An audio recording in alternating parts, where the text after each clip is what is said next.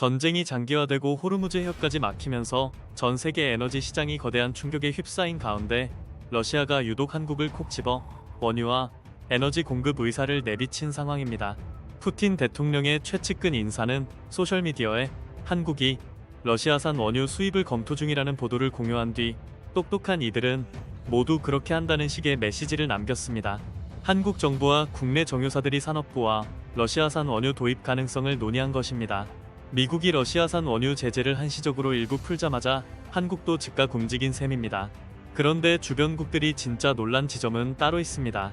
예상 밖의 이유가 수면 위로 떠올랐기 때문입니다. 지금의 국제 정세와 주변 흐름을 함께 짚어보면서 러시아가 왜 이 시점에 한국을 향해 에너지 카드를 꺼내 들었는지 보겠습니다. 미국의 치명적인 실수였습니다. 이란 전쟁 여파로 두바이유 가격은 배럴당 160달러 선을 돌파했고 환율도 1,500원 선을 위협하는 국면으로 치달았습니다. 이란은 사실상 전 세계를 볼모로 삼으며 미국을 거세게 압박하고 있습니다. 트럼프 대통령은 상황이 이렇게까지 번질 줄 몰랐다는 취지로 말했는데 그 다음 발언이 더 충격적이었습니다. 미국은 호르무즈 해협을 쓰지 않으니 그 길을 쓰는 나라들이 알아서 지키라는 식으로 선을 그은 것입니다. 그러면서도 한국을 많이 사랑한다, 미국이 한국을 돕고 있다는 말을 앞세워 한국을 정면으로 압박했습니다. 결국 한국을 향해 호르무즈에 함정을 보내라는 메시지, 사실상 파병 압박을 계속 던지고 있는 모양새입니다. 전문가들은 미국이 겉으로는 이란에 대한 지상군 투입 가능성까지 시사하고 있지만 결국 어느 시점에서는 발을 뺄 수 있다고 분석합니다. 미국 대통령이 의회 동의 없이 전쟁을 밀어붙일 수 있는 기간이 60일에 불과하다는 점도 언제든 빠져나갈 명분으로 작용할 수 있기 때문입니다. 그렇게 되면 미국은 어느 순간 이란 지도부를 제거했고 핵시설도 무력화했으며 목표를 달성했다는 식으로 선언한 뒤 전선을 정리할 가능성이 있습니다. 문제는 그 다음입니다. 미국이 빠져나간 뒤에는 호르무즈 해협이 더 강하게 이란의 소나기에 들어갈 수 있습니다. 이후 이란이 안전 통항의 대가로 막대한 통행료를 요구하는 상황까지 이어질 수 있으며 현재는 27억 규모의 비용까지 거론되고 있습니다. 외신들이 이번 전쟁을 두고 모두가 피해를 보는 전쟁이라고 평가하는 이유가 여기에 있습니다. 다만 러시아를 제외하면 그렇습니다. 러시아에게는 예상치 못한 거대한 기회가 열렸습니다. 물론 이런 전 세계적 혼란은 미국 경제에도 악영향을 줍니다. 결국 미국 재무당국은 현재 해상에서 묶여있는 러시아산 원유에 대해 각국이 구매할 수 있도록 한시적 승인 조치를 내놓았습니다. 이미 운송 중인 물량에 한해 적용되는 단기 조치라고 설명했지만 파장은 작지 않았습니다. 미국 민주당은 즉각 반발했습니다.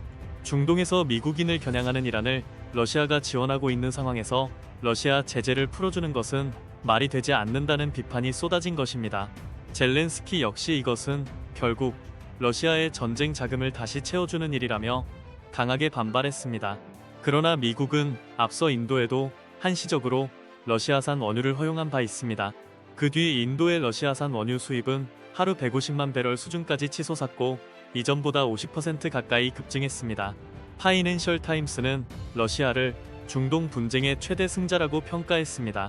러시아가 하루 최대 1억 5천만 달러, 우리 돈 약 2,200억 원에 달하는 수익을 거두고 있다는 분석도 나왔습니다. 전쟁을 치르는 미국이 오히려 러시아의 금고를 채워주는 기이한 장면이 펼쳐지고 있는 것입니다. 뉴욕타임스 역시 이를 두고 트럼프 대통령이 사실상 아무런 출구 전략도 없이 전쟁에 뛰어들었다고 비판했습니다. 그 와중에 한국도 국가적 위기 상황 속에서 러시아산 원유 도입 검토에 곧바로 들어갔습니다. 그런데 러시아가 유독 한국을 집어서 언급했다는 점이 주변국들을 더욱 놀라게 했습니다. 푸틴 대통령 측은 한국의 러시아산 원유 수입 움직임을 두고 현명한 선택이라는 취지로 평가했습니다. 겉으로 보면 그냥 원유를 사려는 나라를 향한 덕담처럼 보일 수 있습니다. 그러나 이건 그 정도 차원의 메시지가 아니라는 해석이 나옵니다. 러시아는 마치 한국이 손을 내밀기만 기다렸다는 듯 지나칠 정도로 민감하게 반응하고 있습니다. 한국과의 관계를 어떻게든 놓치지 않으려는 장면이 반복되고 있기 때문입니다.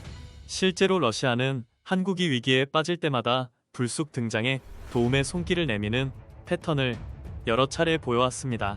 우연이라고 보기 어려울 정도로 반복된 흐름입니다.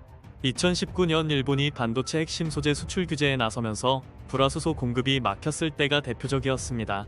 당시 국내 기업들의 일본산 의존도는 41.9%에 달해 비상이 걸렸습니다. 그 직후 러시아는 외교 채널을 통해 자국산 불화수소를 한국 기업에 공급할 수 있다는 제안을 보내왔습니다. 심지어 일본산보다 순도가 더 높다고까지 강조했습니다. 일본산이 99% 수준이라면 러시아산은 100% 수준이라는 식의 과감한 주장까지 내놨습니다. 결국 테스트와 적용 문제로 바로 성사되지는 못했지만 그 순간 가장 먼저 손을 내민 나라는 러시아였습니다. 2021년 요소수 대란 때도 상황은 비슷했습니다. 중국이 요소 수출을 틀어막자 디젤 차량과 화물 운송망이 멈춰설 수 있다는 공포가 번졌고, 그때도 러시아 극동 당국이 한국에 공급할 수 있다는 뜻을 곧바로 밝혔습니다. 우크라이나 전쟁 이후 유럽이 에너지 대란을 겪을 때도 러시아는 한국으로 향하는 LNG 공급을 이어갔습니다. 푸틴 대통령 역시 2024년 크렘린궁에서 한국 대사를 만나 양국 관계가 과거에는 좋았다고 언급했고, 지난 1월에도 한국과의 관계에 대한 본심을 비교적 노골적으로 드러냈습니다. 그는 한국과의 상호작용 속에서 긍정적 기반이 많이 소모된 점이 안타깝다고 했고, 과거 양국이 무역과 비즈니스 분야에서 의미 있는 성과를 냈다고 평가했습니다. 이어 한국과의 관계 회복을 기대한다며 북한 문제를 넘어 한국 자체에 대한 애착을 숨기지 않았습니다. 위기의 종류가 바뀌어도 러시아가 한국을 대하는 방식은 놀라울 만큼 비슷하게 반복되고 있습니다. 그런데 이건 단순한 친절이 아니라는 분석이 더 설득력을 얻고 있습니다. 러시아가 한국에 호의적인 것이 아니라 러시아가 한국을 절실하게 필요로 한다는 시각입니다. 핵심은 쇠빙 LNG 운반선입니다. 러시아는 북극 LNG 프로젝트를 밀어붙이고 있습니다. 북극의 천연가스를 LNG로 만들어 전 세계에 팔겠다는 거대한 구상입니다. 하지만 치명적인 문제가 있습니다. 북극은 얼음으로 뒤덮여 있어 일반 LNG선으로는 접근조차 어렵습니다. 얼음을 깨고 항해할 수 있는 초고난도 쇠빙 LNG선이 반드시 필요합니다. 그리고 이 배를 제대로 만들 수 있는 나라는 사실상 한국뿐이라는 평가가 지배적입니다. 쇠빙 성능, 극저온 화물창, 고출력 추진 시스템이 모두 결합되는 최고 난도의 선종이기 때문입니다.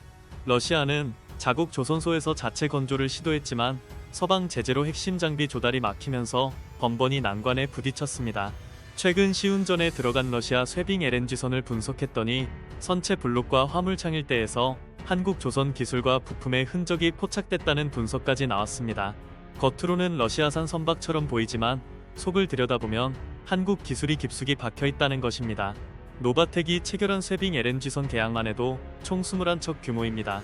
이 배들이 없으면 북극 LNG 프로젝트는 사실상 멈춰설 수밖에 없습니다. 러시아가 우크라이나 전쟁 이후 한국과의 관계가 멀어졌는데도 계속 손을 내미는 이유가 바로 여기에 있습니다. 로이터도 러시아의 LNG 운반선 확보가 푸틴의 북극 전략과 에너지 제국 구상의 핵심이라고 짚은 바 있습니다. 또 하나의 이유는 중국입니다.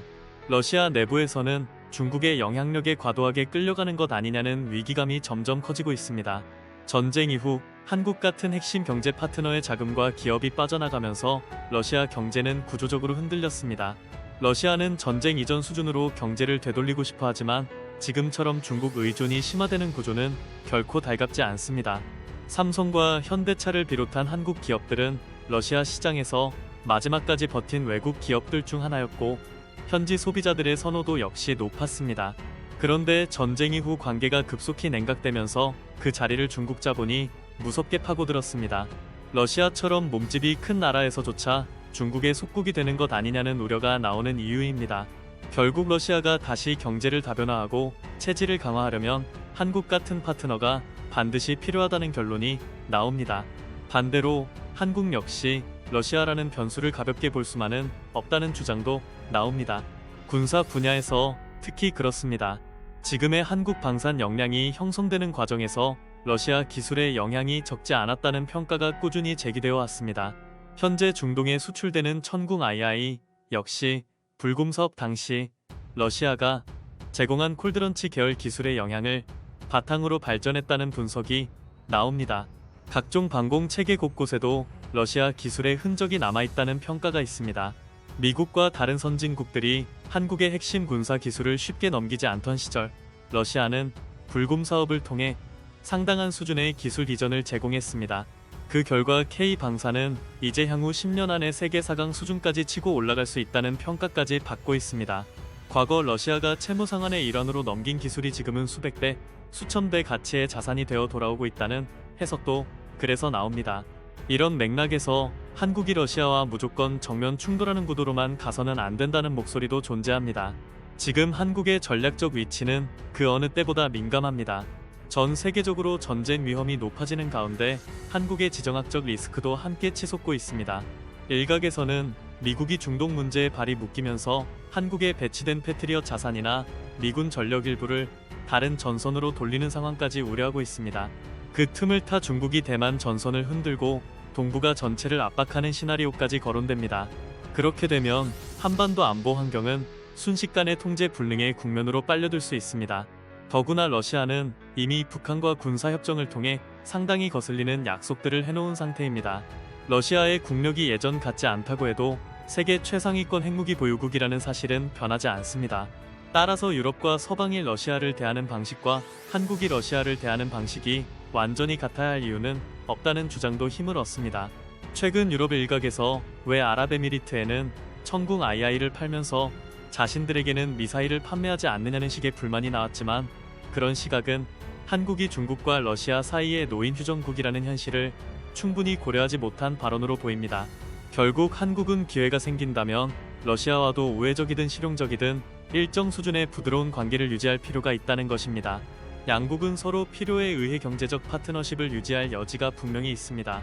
한국은 에너지 위기 때 러시아라는 선택지를 가질 수 있고, 러시아는 한국의 기술력과 자본, 시장성을 절실히 원하고 있습니다. 전문가들은 이란 전쟁이 장기화될 경우 러시아 제재가 추가로 느슨해질 가능성도 배제하지 않고 있습니다. 한국의 러시아산 원유 수입은 2022년 4월을 마지막으로 사실상 끊겼습니다. 우크라이나 전쟁 이후 한국이 서방 제재에 동참했기 때문입니다. 그런데 이번에는 미국이 먼저 문을 조금 열었습니다. 이 구조에서는 한국이 러시아산 원유를 일부 들여오더라도 미국이 예전처럼 강하게 문제 삼기 쉽지 않다는 해석이 나옵니다. 물론 한계는 분명합니다. 국내 정유사들은 중동산 원유에 맞춰 공정을 최적화해왔기 때문에 러시아산 원유로 급격히 바꾸면 정제 수율이 떨어질 수 있다는 지적이 있습니다. 실제로 러시아산 원유가 전체 수입에서 차지한 비중도 2021년 기준 5.6% 수준에 불과했습니다. 말 그대로 숨통을 틔우는 카드일 뿐 근본적인 해결책은 아니라는 뜻입니다. 다만 한국은 이런 위기 국면에서도 단순히 휘둘리기만 해서는 안 됩니다. 에너지 수입 다변화는 물론이고 새로운 경제 루트와 안보 공간까지 동시에 계산해야 합니다. 많은 나라들이 위기 앞에서 속수무책으로 흔들릴 때 한국은 그 틈에서 새로운 출구를 찾아야 합니다. 그런 점에서 한국 정부가 러시아산 원유 도입을 검토하는 움직임은 단순한 수입선 변경 이상의 의미를 갖습니다. 이번 위기 속에서 한국이 어떤 선택으로 돌파구를 만들지 그 귀추가 더욱 주목되고 있습니다.